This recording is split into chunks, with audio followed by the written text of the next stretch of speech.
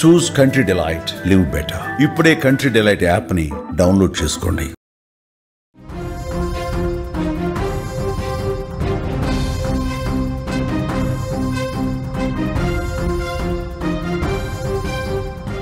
తెలంగాణలోనే కాదు దేశంలోనే సంచలనంగా మారింది గర్భవతి స్వాతి హత్య కేసు. ప్రేమించిన భర్తే స్వాతిని చంపి ముక్కలు ముక్కలుగా నరికి మూసిలో పడేయటం అందరినీ ఒక్కసారిగా ఉలిక్కిపడేలా చేసింది. స్వాతి స్వగ్రామం వికారాబాద్ జిల్లా కామారెడ్డిగూడ ప్రస్తుతం శోక సంద్రంలో మునిగిపోయింది. కుటుంబ సభ్యులు, గ్రామస్తులందరూ కూడా కన్నీరు పెట్టుకుంటున్న పరిస్థితి. నిందితుడిని కఠినంగా శిక్షించాలని గ్రామంలో అతడి ఇంటి ముందు ఆందోళన చేస్తున్న పరిస్థితి ఉంది. గర్భిణి అని చూడకుండా హత్య చేసిన మహేందర్ రెడ్డిని చాలా కఠినంగా శిక్షించాలి, అసలు వాడిని జైల్లో పెట్టడం కాదు మాకు అప్పగించాలంటూ పెద్ద ఎత్తున డిమాండ్ చేస్తున్న పరిస్థితి.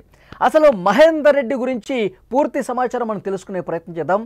భార్య స్వాతిని అంత దారుణంగా నరికి చంపటానికి కారణం ఏంది? చంపేసి ముక్కలు ముక్కలు చేసి మూసీలో పడేసినటువంటి ఒక సైకో మైండ్ సెట్ని మనం తెలుసుకునే ప్రయత్నం చేద్దాం. ప్రస్తుతం మనకి లైవ్ కాల్లో జాయిన్ అయ్యారు స్వాతి సిస్టర్ శ్వేత. మాట్లాడదాం. శ్వేత, ప్రేమించి పెళ్లి చేసుకున్నారు కదా మీ అక్కను మహేందర్ రెడ్డి. అంటే అతని మైండ్ సెట్ ముందు నుంచి బాగుండేవాడా? పెళ్లి తర్వాతే ఈ విధంగా బిహేవ్ చేయటం స్టార్ట్ చేశాడా? ఎందుకంటే పెళ్ళైన తర్వాత అన్ని గొడవలు అయినట్టు కదా, నెలకి కనీసం ఒక్కసారైనా గొడవ జరుగుతుంది, మళ్ళీ దాన్ని పంచాయతీ పెట్టి సెట్ చేసేవాళ్ళు, ఈ తరచూ గొడవలు జరుగుతున్నాయని విన్నాం. అంటే ఆ మహేందర్ రెడ్డి ఆలోచన విధానం ఏ విధంగా ఉండేది? ముందు నుంచి మీ ఊళ్ళోనే మీ ఇంటి దగ్గరే ఉండేవాడు కదా, అతని మైండ్ సెట్ ఎలా ఉండేది ఒక్కసారి చెప్పండి. తను సైకో సార్, మంచోడు కాదు. తను మా అక్కని చాలా ఇబ్బంది పెట్టేవాడు. మా అక్క నాతో చెప్పేది కూడా, చాలా కొట్టేది తోడు కూడా సార్. చాలాసార్లు తనని మస్తు హింసించిండు సార్. చనిపో అని చెప్పేసి ఆమెకు తాడు కూడా కొనుక్కొచ్చి ఊరేయడానికి ప్లాన్ చేసిండు సార్. అట్లా కూడా చేసిండు. ఊళ్ళో పంచాయతీ పెట్టి తొలుకోండి సార్. మొన్న అయితే ఇక తను అట్లా చేసిండు, పంపించేసిరు. మళ్ళీ తను పోనని చెప్పేసి అన్నది. తను ప్రెగ్నెన్సీ ఉన్నందుకు పోయింది సార్. మళ్ళీ తర్వాత తను మా దగ్గర ఇక్కడ అంటే పెద్ద కేసీఆర్ గుంట ఉంటుంది సార్. తనని చంపడానికి అప్పుడే ప్రయత్నించాడు సార్. అందులో అంటే ఎట్లా అంటే తాడు తెచ్చిచ్చిండు. ఫస్ట్ నువ్వు దుంకు, తర్వాత నేను దుంకుతా, ఇద్దరం చనిపోదాం అని చెప్పేసి అన్నాడంట. మా అక్క ఇద్దరం ఒకసారి చేద్దాం అదే పని అని చెప్పేసి అనేసి తను అట్లా చేయలేదంట సార్. ఇద్దరు కలిసి మళ్ళీ రిటర్న్ వెళ్ళిపోయిండు. మళ్ళీ ఒకసారి తను ఏదో విషయంలో గొడవ పడ్డది. గొడవ పడ్డాక కూడా మా అక్క నువ్వు వెళ్ళిపో మీ ఇంటికి, నా దగ్గర వద్దని చెప్పేసి అన్నాడంట. మా అక్క నేను వెళ్ళను, నీతో వచ్చినా కదా నీతోనే ఉంటా, మాట వెళ్ళను అని చెప్పేసారు. అయితే నువ్వు పోకపోతే నేను ఇప్పుడే ఈ బ్రిడ్జ్ మీదనే లారీ గుద్దుకొని చనిపోతా అని అన్నాడంట. అందుకు మా అక్క సైలెంట్ గా వచ్చి ఇంటికి అయితే వచ్చేసింది సార్. శ్వేత, మీ అక్క మహేందర్ రెడ్డి ప్రేమించి పెళ్లి చేసుకున్నారు కదా, ముందు ఇంట్లో నుంచి వెళ్ళిపోయారు, ఆర్య సమాజంలో పెళ్లి చేసుకున్నారు, తర్వాత ఇరు కుటుంబాలు ఒప్పుకొని యాదగిరిగుట్టలో పెళ్లి చేశారు, అవునా? మా వాళ్ళైతే ఒప్పుకోలేరు సార్. వాళ్ళ అమ్మ నాన్న వాళ్ళ అక్క అయితే యాదగిరిగుట్ట దగ్గర అయితే పెళ్లి చేసిర్రు. వాళ్ళు ఫొటోస్ పెట్టినప్పుడు చూసినాం సార్. అప్పుడు చూసినాక కూడా ఊకోలే, గొడవలైనాయి సార్ మాకు వాళ్ళకి మస్తు. అట్లా జరిగింది. అంటే మా అక్కని ఫస్ట్ తీసుకెళ్ళినప్పుడే మా డాడీ నిన్ను చంపేస్తా, నా కూతుర్ని నాకు తెచ్చి ఇవ్వకపోతే మంచిగా ఉండదని చెప్పేసి గొడవ పడ్డాం సార్. అప్పటికి ఇక తను వెళ్ళాడు, ఏం చేస్తావో చేసుకో అని చెప్పేసి రెచ్చగొట్టిండు సార్, మాట్లాడినట్లా. తర్వాత ఇక చాలా ఇష్యూస్ అయినాయి సార్. అయితే మహేందర్ రెడ్డి ప్రవర్తన ఏ విధంగా ఉండేది? అతను మీ ఇంటి దగ్గరలోనే ఉండేవాడు, మీ అక్కను ప్రేమించి పెళ్లి చేసుకున్నాడు, చిన్నప్పటి నుంచి అతన్ని చూస్తూనే ఉన్నారు కదా, కొన్ని సంవత్సరాలుగా అతన్ని గమనిస్తూనే ఉన్నారుగా. అతను ఇంత సైకో మెంటాలిటీ, అసలు అక్కని ఇంత దారుణంగా వాడు ముక్కలు ముక్కలుగా నరికి మూసి నదిలో పడేస్తాడని చెప్పి ఎవరు ఊహించుండరు. అతని మైండ్ సెట్ గురించి ఏం చెప్తారు అతని దగ్గరగా చూసిన వ్యక్తిగా? తన గురించి అయితే మా అక్కకి ఏం తెలియదు సార్. జస్ట్ తను ఒక 4 years బ్యాక్ మా అక్కకు ఇట్లా ప్రపోజ్ చేసిండు. మా అక్క యాక్సెప్ట్ అయితే చేయలేకుండే. మా అక్క తర్వాత హాస్టల్లో ఉండేది సార్. నేనైతే ఇంటి దగ్గర చదువుకోలేదాన్ని, మా అక్క హాస్టల్లోనే ఉండేది. తను ఎట్లా చేసిండో ఏం చేసిండో మాకు తెలీదు. అంటే సంక్రాంతి పండగకి హాస్టల్ నుండి వచ్చింది. అప్పుడు అంటే ఫోన్ మాట్లాడి మా అమ్మకి దొరికిపోయింది. నువ్వు ఇట్లా చేసావా అని చెప్పేసి అయితే ఇట్లా చెప్పింది. తనని తిట్టిండ్రు సార్, చాలా తిట్టిర్రు. మా పేరెంట్స్ అయితే తిట్టినుండే. ఇక తను వినలేదు. మా అక్క మా పేరెంట్స్ ని ఒప్పుకోమని చెప్పింది. వద్దు, మంచోడు కాదమ్మా, నీకు తెలుసు కదా. మా ఊళ్ళో కూడా చాలా మందిని యూజ్ చేసుకొని వదిలేసిండు సార్. తను అంతే, తన ఈ తమ్ముడు విషయం మీ కూడా అక్కకి అంతే సార్. తెలీదా? చాలా మందిని యూజ్ చేసుకొని వదిలేశాడు, మంచోడు కాదు అని మీ అక్కకి తెలీదా ఇది? మా అక్క నమ్మారు సార్ అట్లా. తను అంటే అంత ప్రేమ చూపించేటోడు అంటే నమ్మిచ్చిండు సార్ అట్లా. మా అక్కని చెప్పినా నమ్మొద్దు, నిన్ను నన్ను పెళ్లి చేసుకోవద్దని అట్లా చేస్తుండ్రు అని చెప్పేసి చెప్పిండు మా అక్కతోనైతే. మా అక్క నమ్మి మోసపోయింది సార్ అంతే.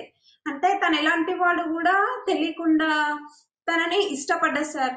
అంటే ఎట్లా, చాలా ఆమె అయితే లవ్ చేసేది సార్. వాడైతే ఈ పని చేద్దామని చెప్పేసి అట్లా చేసిండు మా అక్కనైతే. మా అక్క ఏ తప్పు చేయలేదు సార్, కానీ ఎందుకు అట్లా చంపిండు కారణం తెలీదు. పిసికిండు, ఆల్రెడీ చంపేసి ముక్కలు ముక్కలు నరికి అంత ఏముండే సార్ మా అక్క పైన. ఒక్క ప్రాణం, 2 ప్రాణాలు తీసేసిండు కదా సార్. తనకి ఏం చేస్తారో మీకే తెలియదు సార్.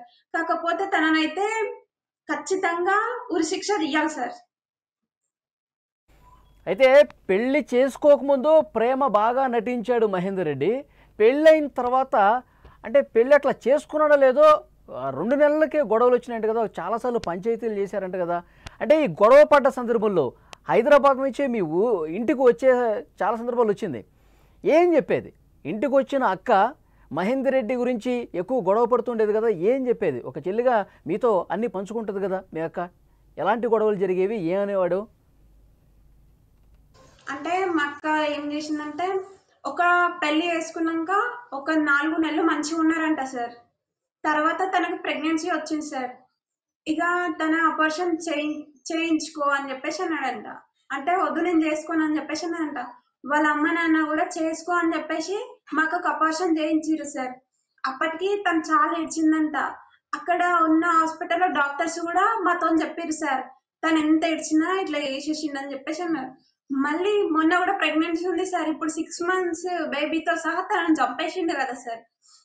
అది కూడా మళ్ళా ఆపరేషన్ చేయించుకో అంటే తను చేయించుకోనని చెప్పిందంట సార్. ఏ కారణంగా అంటే తననైతే చాలా ఇబ్బంది పెట్టేవాడు సార్. చాలా సార్లు కూడా ఊరేసుకొని అట్లా కూడా ట్రై చేసింది. నేను చచ్చిపోతా ఊరేసుకొని అంటే తను సరే తాడు శ్వేత, కొనుక్కొచ్చి మరి మొదటిసారి అబార్షన్ చేసే సమయంలో మీ పేరెంట్స్కి తెలీదా ఈ విషయం? మీ పేరెంట్స్ అసలు అప్పుడు మాటలు ఉన్నాయా లేవా? మహేందర్ రెడ్డి ఫ్యామిలీతో మీ పేరెంట్స్కి మాటలు ఉన్నాయా? మొదటిసారి అబార్షన్ చేసేటప్పుడు ప్రతిఘటించలేదా, వద్దని చెప్పలేదా? అంటే తను ఏ రోజైతే మా ఇంట్లోకి వెళ్ళి పోయిందో మాకు సంబంధం లేదని చెప్పేసి వదిలిపెట్టేసినాం సార్. అయితే ఎట్లా తెలిసిందంటే, మాకు మా అమ్మకి హెల్త్ బాగాలేకుండే సార్. గాయత్రి హాస్పిటల్కి తీసుకెళ్ళినాం. అక్కడ ఒక సిస్టర్ నర్స్ తెలుసు సార్, మా అక్క తెలుసు తనకి. చెప్పింది ఇట్లా మీ పాప ప్రెగ్నెన్సీ ఉండమ్మా ఇట్లా వేసిర్రు అని చెప్పేసి అంటే, మా అక్క అప్పుడు రీసెంట్ గా నాతోని దొంగ చాటుగా చాటింగ్ చేసేది సార్. అట్లా చేసి చెప్పింది ఇట్లా జరిగిందని చెప్పేసి అన్నాక, నేను మా ఫాదర్ తో చెప్పలేను, మా అమ్మతో అయితే చెప్పినుంటి. ఇట్లా చేసిండంట, ఇట్లా ప్రెగ్నెన్సీ ఉండంట, తీయించిరంట అని చెప్పేసి అన్నా. అట్లా ప్రెగ్నెన్సీ తీయించినాక కూడా మా విలేజ్ లో దొరికొచ్చి వాళ్ళ అమ్మ అలా చేన్ల పని చేయించింది సార్. నెక్స్ట్ డేనే అపార్షన్ చేయించిన అమ్మాయిని చేన్ల పని చేయించింది సార్. అంత దుర్మార్గులు సార్ వాళ్ళైతే. అయితే ఇక్కడ అబార్షన్ చేయించుకున్న విషయం సీక్రెట్గా, అంటే ఎవరికి అతను మహేందర్ చూడకుండా వాళ్ళ ఫ్యామిలీ మెంబర్స్కి తెలియకుండా సీక్రెట్గా మీతో చాట్ చేసినప్పుడు ఈ విషయం బయటపడింది. అంటే మీతో కావచ్చు, మీ ఫ్యామిలీ మెంబర్స్తో మాట్లాడాలంటే భయపడేది మీ అక్క. అంటే కుటుంబంతో అసలు మాట్లాడొద్దని చెప్పేసి అనేవాడా మహేందర్ రెడ్డి? మాట్లాడనీయకుండా సార్, నువ్వు వాళ్ళతో మాట్లాడితే వాళ్ళ దగ్గరికి వెళ్ళిపో, నా దగ్గర అవసరం లేదని చెప్పేసి అన్నాడంట. అందుకు మా అక్క అయితే మా అమ్మతో మా నాన్నతో మాట్లాడేది కాదు సార్. నాతో అయితే ఇక దొంగ చాటుగా అయితే చాటింగ్ చేసింది సార్. అట్లా అయితే చాటింగ్ చేసి మాట్లాడేది. తను లేనప్పుడు ఇక మంచి ఉండు, అమ్మ నాన్న అయితే జాగ్రత్తగా చూసుకో అని నాకు మంచి చెప్పేది సార్. అంతవరకు అయితే అట్లా చేసింది సార్. ఇక ఓకే, ఇప్పుడు మొన్న కూడా వినాయక చవితి పండుగ వస్తుంది, ఆ పండగకి నేను ఇంటికి వెళ్తాను, నేను మళ్ళీ ఒకసారి టెస్టులు కూడా చేయించుకోవాలి, ఇప్పుడు గర్భంతో ఉన్నా కదా, మళ్ళీ ఒకసారి టెస్టులు చేయించుకోవాలి, వినాయక చవితికి ఇంటికి వెళ్తాను అంటే అక్కడ అసలు గొడవ స్టార్ట్ అయిందంట కదా, ఈ విషయం తెలుసా మీకు? తెలీదు సార్. అంటే తనని చెప్పింది సార్ నాతో నక్క అయితే గవర్నమెంట్ హాస్పిటల్లో చూయిస్తుండు, ప్రైవేట్ హాస్పిటల్ అయితే చూపిస్తలేడు అంటే అట్లా ఆయన చూపిస్తుండు కదా మంచిగా ఉంటాయి కావాలని చెప్పేసి అన్నా సార్. ఇక ఎట్లా అంటే ఒక ఫుడ్ కూడా తెచ్చిపెట్టే అంత స్తోమత లేదు సార్ వాడికి. అంత హీనంగా ప్రవర్తించేవాడు. నాతోనే ఇట్లా కాలేజ్ దగ్గరికి వచ్చి అట్లా మా అక్కకి పిచ్చి లేచిందని చెప్పేసి నన్ను నమ్మించి బయటికి తీసుకొచ్చి ఏం చేద్దాం అనుకున్నా నాకు తెలియదు సార్. నేనైతే నమ్మి బయటికి వచ్చేసిన. కార్ చూసి డౌట్ వచ్చి ఇక నేను సైలెంట్ గా ఊకున్నా. మా అక్కకి చెప్తా, మా అక్కని అడుగుతా, అప్పుడు నీ ఎంట వస్తా అని చెప్పేసి అన్నా. ఇక ఈవినింగ్ వచ్చినాక అక్కకి ఫోన్ చేసి నువ్వు మా చెల్లి దగ్గరికి పోవడానికి కారణం ఏంది, మా చెల్లి దగ్గరికి పోవడానికి కారణం ఏంది అని చెప్పేసి మా అక్క అన్నది. అయితే తను అన్నాడంట నాకు ఎందుకన్నా పోతా నీకేం అవసరం అని చెప్పేసి మా అక్కను కొట్టిండంట సార్. అంటే నా దగ్గరికి వచ్చిందే కాక నువ్వు మా అక్కను కొట్టినావు, ఎందుకు కొట్టినావు, కొట్టి అసలు తను ఏడ్చిందంట సార్. నేను చచ్చిపోతా, నువ్వు మా చెల్లెల దగ్గరికి ఎందుకు ఉన్నావు, నాకు రీజన్ చెప్పకపోతే చచ్చిపోతా అంట. చచ్చిపో అని చెప్పేసి పెట్రోల్ కొనుక్కొచ్చి ఇచ్చిండంట సార్. పోసుకొని అంతా పెట్టుకొని చెప్పేసి అట్లా వేసిండంట సార్. ఒకసారి కూడా ఫ్యాన్ కి ఊరేసుకుని చైర్ దగ్గర పెట్టి మరి ఫోటో తీసి ఫోటో ఫోన్ లో ఉంచుకోండి సార్ దాన్ని. దగ్గరికి ఎందుకు వచ్చాడు? కారు తీసుకొని మిమ్మల్ని కారులో తీసుకుపోయి ఏదైనా చేద్దామన్న ఉద్దేశంతో వచ్చాడా? అదే నేనైతే చెప్పలేను. అమ్మకి చెప్తే అమ్మ అయితే అదే భయపడ్డది సార్. అట్లనే అనుకుంది. ఇప్పుడు మహేందర్ రెడ్డి ఫ్యామిలీ మెంబర్స్ ఏం చెప్తా ఉన్నారు? మహేందర్ రెడ్డి పేరెంట్స్ ఏమంటా ఉన్నారు? వాళ్ళు అసలు మంచోళ్లే కాదని చెప్పి మీ ఇంట్లో వాళ్ళందరూ చెప్తా ఉన్నారు. అయినప్పటికీ కూడా సరే పెళ్ళి అయిపోయింది, ఇప్పుడు ఇక్కడికైనా బాగుంటారు కదా అని చెప్పి మీరు భావించారు, కానీ దారుణంగా చంపేసిన పరిస్థితి ఉంది. ఇప్పుడు ఏం కోరుకుంటున్నారు మీరు? మా వాళ్ళకైతే వాడిని ఖచ్చితంగా ఉరి శిక్ష తీయాలి సార్. లేదంటే వాడిని మా ముందర రమ్మని, మా అక్కని ఎట్లా ముక్కలు ముక్కలు నరికిండో వాళ్ళని కూడా అట్లా నరికేస్తాం. అప్పటి వరకు మా మనశ్శాంతి ఉండదు. మా డాడీ ఆటో డ్రైవింగ్ చేస్తాడు సార్. మా డాడీ పైన ఇంకా చాలా కక్ష సార్. ఎందుకంటే లవ్ మ్యారేజ్ లేచిపోయినప్పుడు మా డాడీ వాళ్ళ ఇంటి పైన పెట్రోల్ పోసిండు. ఎందుకంటే అది నింపుకొని నువ్వు ఎందుకు చంపినావు మా అక్కని తెలీదు, పిసికి మరి నువ్వు ముక్కలు నరికేసినావు. అదే నువ్వు బయట ఊళ్ళకి రాకపోయినా నువ్వు బయట ఉన్నా ఎప్పటికైనా నువ్వు ఎవరినన్నా ఏమన్నా చేసేస్తావు, నువ్వు బతికుండొద్దు. నువ్వు మాత్రం ఖచ్చితంగా ఎవరిని చంపేయాలి సార్. ఏదన్నా అంటే జైల్లో వేసి ఉరి శిక్ష తీస్తారా, లేదా ఊళ్ళకి ఇప్పుడు మా అక్కనైతే డెడ్ బాడీ తీసుకురాలేదు సార్. తీసుకొని డైరెక్ట్ మన ఊళ్ళకి రమ్మను. ఇద్దరు డెడ్ బాడీ ఒకటే దగ్గర పడాలి అంతే. మీ అక్కని చంపిన తర్వాత కూడా మీ అక్క ఫోన్ నుంచి మెసేజ్ చేశారట కదా, ఇప్పుడే మేము భోజనం చేసాం, మేము బాగానే ఉన్నాం, మీరేం టెన్షన్ పడొద్దు అని చెప్పి మీ అక్క ఫోన్ నుంచి మీకు మెసేజ్ చేశారంట కదా? అట్లా ఏం చేయలేదు సార్. నాకు మొన్న 3 days బ్యాక్ నాతో ఫోన్ మాట్లాడింది సార్. అంటే మా ఫాదర్ కి ఫీవర్ వచ్చింది సార్, హెల్త్ బాగాలేకుండే. అయితే నాకు కూడా మొన్న ఫీవర్ వచ్చింది, నేను మాట్లాడను, నాకు ఓపిక లేదని చెప్పేసి ఫోన్ కట్ చేసేసిన. మొన్న 1 o'clock కి నాకు మెసేజ్ చేసింది, హాయ్ అని పెట్టింది. ఇక నేను రిప్లై అయ్యలే. మళ్ళీ 2 o'clock కి కూడా మెసేజ్ చేసింది, నేను రిప్లై అయ్యలేను సార్. ఈవినింగ్ వాడే మా అక్కని చంపేసి వాడు మెసేజ్ చేసి చూసిరా సార్. మా అక్కని 3 o'clock చంపేసిండంట. 6 గంటలకి ఏమని మెసేజ్ చేసిండు, రిప్లై ఇవ్వమా అని చెప్పి పెట్టిండు. మళ్ళీ శ్వేత రిప్లై అని చెప్పేసి పెట్టిండు. మా అక్క అట్లా చాటింగ్ చేస్తారు, నేను గుర్తుపట్టిన. ఇక చెప్పు అని చెప్పేసి పెట్టిన. తర్వాత తిన్నరా అని పెట్టిండు, అది మా అక్క చాటింగ్ కాదు సార్. వాడు ఎంత దుర్మార్గుడు అయితే వాడు అట్లా చేశాడు సార్. చంపి మరి నాకు మళ్ళీ రిటర్న్ మెసేజ్ చేసిండు. ఏం చెప్పేవాడో నాకు తెలీదు. కానీ నేను మా అక్క అని నేను అనుకోలేదు. నేను పడుకున్నా, ఇక అంతే మెసేజ్ చేసిండు. నేను ఇక ఏం రిప్లై ఇవ్వలేను సార్. పెళ్ళి అయిన తర్వాత జరుగుతున్న గొడవల నేపథ్యంలో మీ అమ్మా నాన్నతో మీ అక్క తరచుగా మాట్లాడేదా? వీడి బిహేవియర్ గురించి, వీడు ఎన్ని ఇబ్బందులు పెడతా ఉన్నాడు, చావమని చెప్పి పెట్రోల్ తీసుకొస్తా ఉన్నాడు, ఉరేసుకోమని చెప్పి తాడు తీసుకొస్తా ఉన్నాడు, ఇవన్నీ విషయాలు మీ పేరెంట్స్తో పంచుకునేదా? ఫోన్లు చేసి చెప్పేదా మీ అక్క? మా అక్క ఇప్పుడు కూడా తనకి ఎంత బాధ వచ్చినా అమ్మ నాన్నకి చెప్పేది కాదు సార్. నాతోనైతే చెప్పేది, ఇట్లా చేస్తుండు అట్లా చేస్తుండు. వేరే అమ్మాయిలతో కూడా చాటింగ్ చేసిండంట సార్. వేరే అమ్మాయిలతో చాటింగ్ చేస్తే ఇక తిట్టిందంట, నువ్వు ఎందుకు ఇట్లా చేస్తున్నావు నేను ఉండగా అంటే, ఫ్రెండ్ ఫ్రెండ్ అని చెప్పేసి చెప్పిందంట. తను అప్పటికి కూడా మళ్ళీ ఇక ఇష్యూ వేసుకుందంట, ఏమేమో వేసిందంట. అంతకు ముందు కూడా రీసెంట్ గా మొన్న చాకులు కొనుక్కొచ్చిందంట సార్, ఇంట్లో పెట్టిందంట. ఎందుకు ఎట్లా కోసుకొని చచ్చిపోతా నువ్వు నాతో కూడా పడ్డప్పుడు అని చెప్పేసి అన్నాడంట. వాటితోనే చంపేసిండో కూడా తెలియదు సార్, ఇప్పుడు అర్థమవుతుంది నాకు. ఇప్పుడు ప్రస్తుతం వాళ్ళ ఇంటి దగ్గర ఆందోళన చేస్తున్నట్టుగా సమాచారం వస్తుంది. వాళ్ళ కుటుంబ సభ్యులు ఇంటి ఎదుట ఆందోళన చేస్తున్నారు. మీరు మీ బంధువులందరూ న్యాయం కావాలని చెప్పి కోరుతా ఉన్నారు. వాడిని కఠినంగా శిక్షించాలని చెప్పి డిమాండ్ చేస్తూ ఉన్నారు. ఆ నమ్మకం ఉందా మీకు? ఉంది సార్, ఖచ్చితంగా ఉంది. చెయ్యకపోతే వానికి ఎలాంటి శిక్ష వేయకపోతే గవర్నమెంట్ దగ్గర వచ్చి మా అమ్మ నాన్న నేను నా తమ్ముడితో సహా చచ్చిపోతాం సార్. అలాంటి వాడిని బతకనియడం ఇట్లా అనకూడదు. మీరు ధైర్యంగా ఉండండి, మీరు ధైర్యంగా ఉండండి. తప్పకుండా చట్ట ప్రకారం శిక్ష పడుతుంది.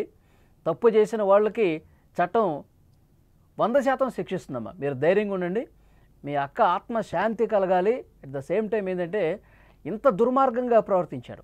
నిజంగా పెళ్ళైన దగ్గర నుంచి ఎన్ని బాధలు పడుతున్నాడు అన్ని పోలీసుల ఇన్వెస్టిగేషన్లో బయటకు వస్తుంది. మీ అక్క ఎన్ని బాధలు పడింది, ఆ తర్వాత వాడు చంపే సమయంలో ఏ విధంగా ఆలోచన చేశాడు, చంపిన తర్వాత ఏ విధంగా ప్రవర్తించాడు, ఇవన్నీ కూడా ఒక్కొక్కటి పోలీసులు బయట పెడతానే ఉన్నారు. న్యాయం జరుగుతుంది, మీరు ధైర్యంగా ఉండండి. అది శ్వేత లైవ్ కాల్లో వచ్చి సమాచారం అందించారు. అంటే అక్కను కోల్పోయిన బాధ, వాళ్ళ పేరెంట్స్ కూడా తమ కుమార్తెని కోల్పోయినటువంటి బాధ ఉంది. డెఫినెట్గా మహేందర్ రెడ్డి అనేటువంటి ఒక నీచుడు, ఒక సైకో చాలా దారుణంగా ప్రవర్తించి ముక్కలు కట్ చేసి ఆ పీసులు కూడా మళ్ళీ అక్కడ బయటకు కనిపించకూడదన్న ఉద్దేశంతో బ్లాక్ కవర్లో మూట కట్టి మూసి నదిలో పడేశారు. అవి కూడా దొరకకుండా ప్రస్తుతం పరిస్థితుంది. ఎందుకంటే వెతుకుతూ ఉన్నారు. వర్షాలు పడిన నేపథ్యంలో ఆ వరదలో అవన్నీ కొట్టుకుపోయినాయి. పూర్తిగా శరీర భాగాలు దొరకని పరిస్థితి ఉందంటే సిచ్యువేషన్ అంత దారుణంగా ఉందని అర్థమవుతుంది. ప్రస్తుతం అతను కటకటాల వెనక్కి వెళ్ళాడు. కానీ ఇది సరిపోదు, ఇంకా దారుణంగా కఠినంగా శిక్షించాలి, లేదంటే మాకు అప్పగించండి, వారి సంగతి మేము చూస్తామంటూ కుటుంబ సభ్యులు మాట్లాడుతూ ఉన్నారు. నిజంగా ఇలాంటి సైకోలకి కఠినంగా శిక్ష వేయాలి. కఠినంగా శిక్ష అంటే సంవత్సరాలు జైల్లో వేయటం కాదు, ఇంకా చాలా కఠినంగా శిక్ష వేయాలి. ఇలాంటి దుర్మార్గాలు ఇంకెవరన్నా చేయాలంటే భయపడే స్థాయిలో చట్టాలు ఉండాల్సినటువంటి అవసరం ఉంది.